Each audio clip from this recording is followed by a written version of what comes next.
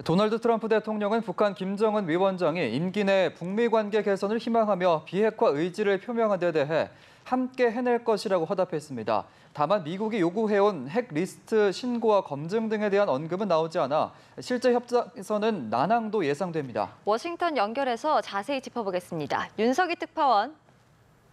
네, 워싱턴 DC입니다. 네, 도널드 트럼프 대통령이 일단 대북 특사단의 방북 결과에 긍정적인 입장을 표시했군요. 네, 그렇습니다. 도널드 트럼프 대통령은 김정은 국무위원장이 방북 특사단을 통해 비핵화 의지를 거듭 밝힌 데 대해 함께 해낼 것이라고 밝혔습니다. 트럼프 대통령은 이곳 현지 시간으로 6일 트위터를 통해 김 위원장이 자신에게 변함없는 신뢰를 표시했고 감사하다며 이같이 적었습니다. 싱가포르 정상회담 이후 북미 협상이 교착 상태지만 두 정상 간 신뢰를 재차 확인하면서 대화의 동력을 살려가겠다는 뜻으로 해석됩니다. 특히 마이크 폼페이오 국무장관의 방북 취소 이후 북미 협상이 난기류에 휩싸인 가운데 북미 정상 특유의 톱다운, 즉 두 정상이 큰 틀의 합의를 본 후 실무 협상에 나서는 방식의 돌파구가 다시 열릴지 주목됩니다.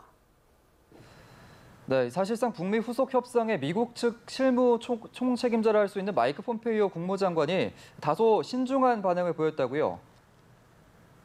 네, 그렇습니다. 인도를 방문 중인 폼페이오 장관은 김 위원장이 지난 6월 싱가포르에서 트럼프 대통령에 한 비핵화 약속을 달성하기 위해서는 할 일이 산적하다며 조심스럽게 반응했습니다. 폼페이오 장관은 종전선언이 주한미군 철수와 상관없다는 김 위원장의 발언에 대해서도 유엔 안보리 결의안을 이행하기 위해 북한과 계속 일해가고 있다고만 언급했습니다. 폼페이오 장관의 발언 잠시 들어보시겠습니다.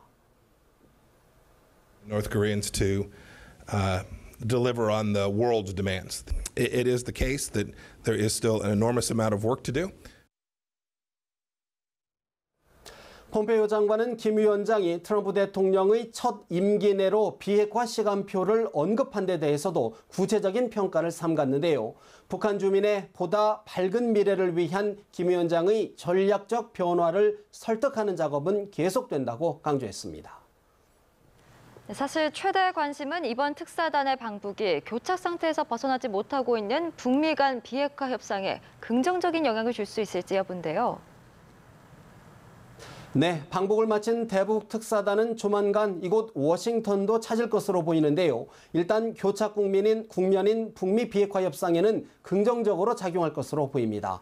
앞서 말씀드린 대로 김정은 국무위원장이 비핵화 의지를 거듭 확약했고 트럼프 대통령은 함께 해내자며 화답했기 때문입니다.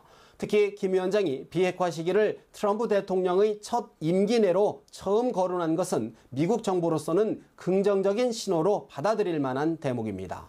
김 위원장이 종전선언은 주한미군 철수와 무관한 것이라고 언급한 것 역시 북미 대화를 촉진할 수 있습니다.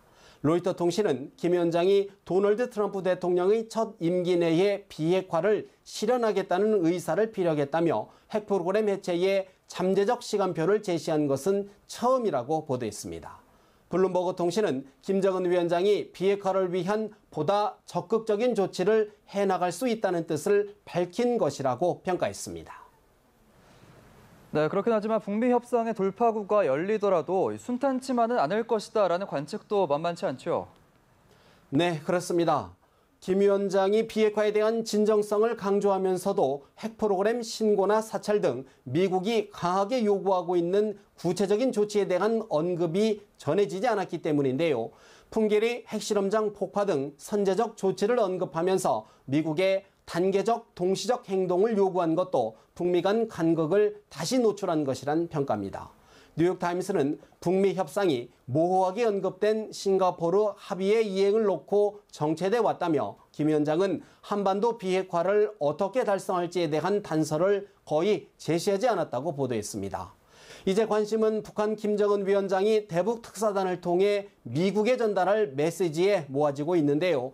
비핵화에 대한 진전된 의지가 담길 경우 협상의 추동력을 얻을 수 있지만 원론적인 수준에 머문다면 협상 교착 국면은 상당 기간 이어질 것이란 전망입니다.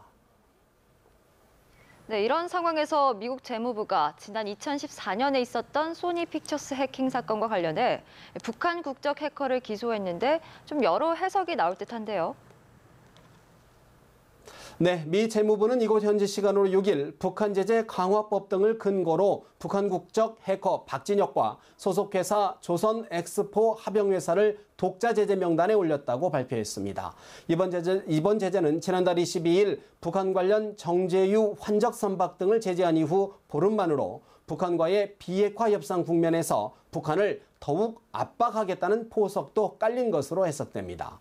스티븐 무누신 재무장관은 성명에서 북한이 불법 수입을 위해 제재를 위반하고 글로벌 사이버 보안을 훼손하는 것을 용납하지 않을 것이라고 강조했습니다.